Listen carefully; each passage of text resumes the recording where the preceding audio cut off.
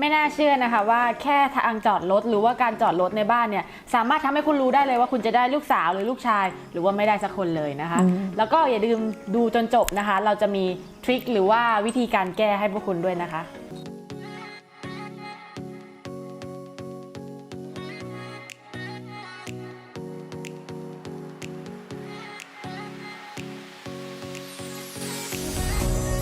สวัสดีค่ะก็วันนี้เราจะมาพูดกันเรื่องที่จอดรถนะคะหลายๆคนเนี่ยเราซื้อบ้านทาวน์โฮมมันก็จะมีบ้านเดียวมันก็จะมีที่จอดรถอยู่ฝั่งหนึ่งไม่ฝั่งใดก็ฝั่งหนึ่งใช่มันต้องฝั่งใดฝั่งหนึ่งทีนี้หลายๆคนชอบถามมาว่าอันเนี้ยคือถือว่าบ้านเต็มไหมคะนึกออกไหมเพราะว่าเวลาดูฮวงจุ้ยเขาก็จะตีเป็นสี่เหลี่ยมใช่ไหมทีนี้บางคนเขาก็จะเหลือพื้นที่เขาจะบอกว่าอันนี้ถือว่าบ้านเต็มไหมคะบอกได้เลยว่า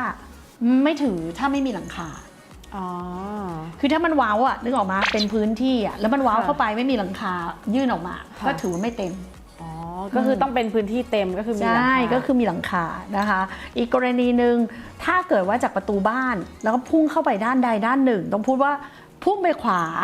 นะคะคือปกติเวลาบ้านเราคิดสภาพบ้านสมมติว่าบ้านเป็นสี่เหลี่ยมใช่ไหมคะแล้วก็จะมีเว้ามุมซ้ายหรือมุมขวาที่จะเป็นให้รถเข้ามาจอดไม่ว่าจะเป็น1คันหรือ2คันใช่ถูกต้องแล้วเวลาเข้ามาจอดเนี่ยต้องมองว่ามันวิ่งเข้ามาทางด้านขวาหรือด้านซ้ายถ้ามันวิ่งเข้ามาด้านขวาเปอร์เซ็นต์ที่จะไม่มีลูกชายก็จะสูงมากถ้าวิ่งเข้าไปด้านซ้ายเปอร์เซ็นต์ที่ไม่มีลูกสาวก็จะสูงมากอันนี้คือต้องหลังจากย้ายนะคะไม่ใช่คุณมีลูกอยู่แล้วแล้วคุณเข้ามาถูกก็คือกำลังจะพูดต่อว่าไม่จริงค่ะพี่อ๋อ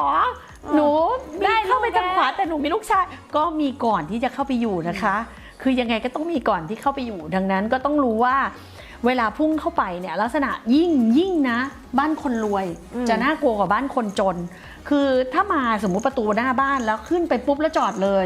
ยังไม่น่ากลัวเข้ากับเป็นทางวิ่งแล้วพุ่งเข้าไปจอดคือแบบมีพื้นที่เยอะมากเข้ามาในบ้านค่ะอย่างสมมติบ้าน1 ไร่อย่างเงี้ยบ้าน1 ไร่ปลูกบ้านแค่200 วาอีก200 วาเอาไว้พุ่งเข้าบ้านอย่างเงี้ย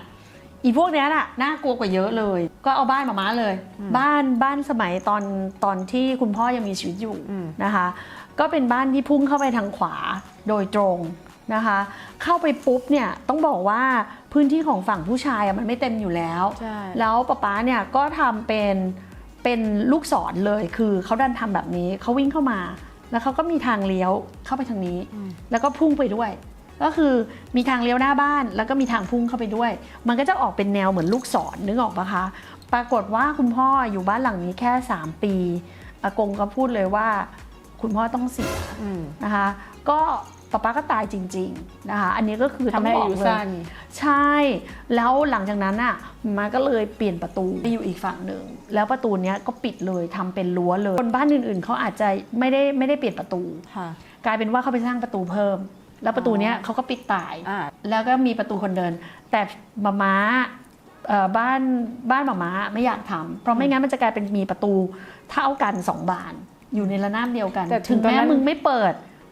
ก็ไม่ดีปะแต่มันจะไม่มีบ้านเล็กได้มีก็ที่ต้องเปลี่ยนก็เพราะมีน้องชายหม่ามี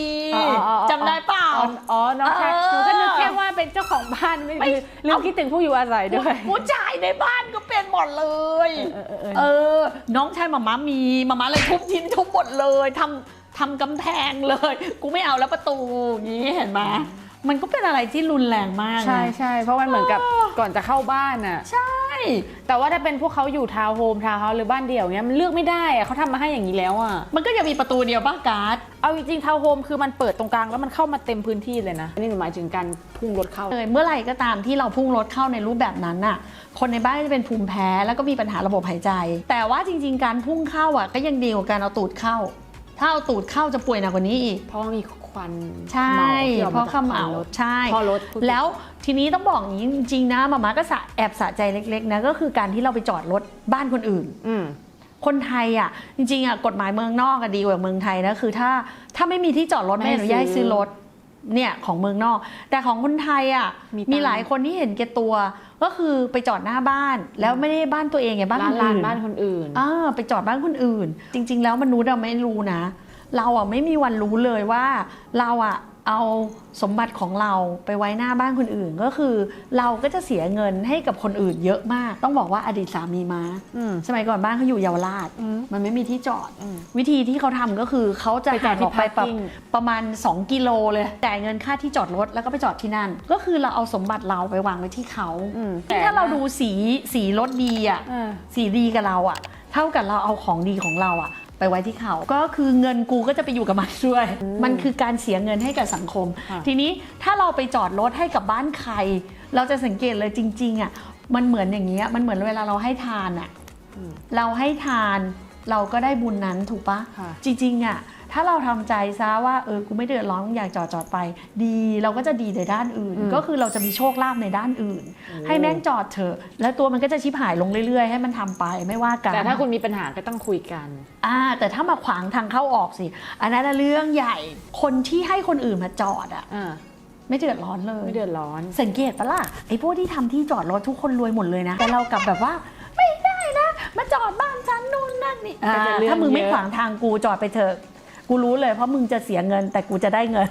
ดังนั้นทำเลยก็เหมือนกับได้อย่างเสียอย่างเนาะยินดีอย่างมากกรุณามาทางนี้มาถึงทำไงเห็นบ้านมาปะคนก็มาจอดกลางคืนอ่ะมันไม่เคยว่าเลยนะมากลับรถมาก็ไม่ว่านะเพราะเลยว่านี่กลับมาเจอกูจะได้รวยกลับมาเลยกลับมาทำบ่อยๆอะไรอย่างเงี้ยเพิ่งรู้เลยเนี่ยว่าแบบจริงเหรอเพราะคนเขาก็คิดว่าแบบโอ๊ยมาขวางทางบ้านไม่ดีเลยอะไรอย่างเงี้ยมันคือการเอาโชคลาภของเราไปให้เขายิ่งถ้ารถแพงยิ่งดีใช่ไหมดีกรุณาเจอเอา Porsche เอา BM เอา Volvo มาจอดตรงนี้จริงเราตอนนี้เราคุยกันเรื่องลานจอดรถแล้วลามมาเรื่องรถแล้วแต่ว่าเรื่องรถเนี่ยเดี๋ยวไปคุยกันรายการหน้ามันจะได้เพราะมันต้องลึกกว่านี้เรื่องรถเนี่ยเป็นอะไรที่แบบจริงๆอ่ะให้กันกลับมานั่งคุยกันคงแบบมารถมันคืออะไรอ่ะรถใช่เพราะเราไม่ค่อยรู้เรื่องอ่ะขับเป็นอย่างเดียวซ่อมรถยังไม่เป็นเลยก็เดี๋ยวใช่เดี๋ยวเราจะทำรายการเข้ามาแจมนะคะต้องพูดเป็นรายการของคนอื่นแต่มีมาแจมเราใช่จะได้แบบเราจะได้ความรู้ด้วยแล้วก็เอาเรื่องทริคของเราไปปรับใช้แต่จริงๆถ้าเกิดว่าอยากรู้อะไรเกี่ยวกับฮวงจุ้ยมากมายนะคะก็บอกได้เลยว่ามันก็มีให้เรียนเนาะแล้วก็อยากจะบอกว่าดูเถอะดูเอาไว้เพื่อที่จะแก้ไขตัวเองและอย่างทีเนี้ยค่ะสมมุติว่าแต่งงานแล้วคู่รักสามีภรรยาอยากได้ลูกจริงแต่ว่ามันอยากได้ลูกผู้ชายแล้วมันก็เข้ามาด้านขวาทำไงถึงจะได้ลูกอ่ะปลูกต้นไม้เลยลูกปลูกยังไงปลูกต้นไม้จริงๆที่เขาให้ปลูกอะมันจะน่ากลัวก็ตรงที่ว่าพอเข้ามาแล้วอะมันก็เป็นเราดันเป็นปูนแล้วไงพอเป็นปูนก็จะปลูกไม่ได้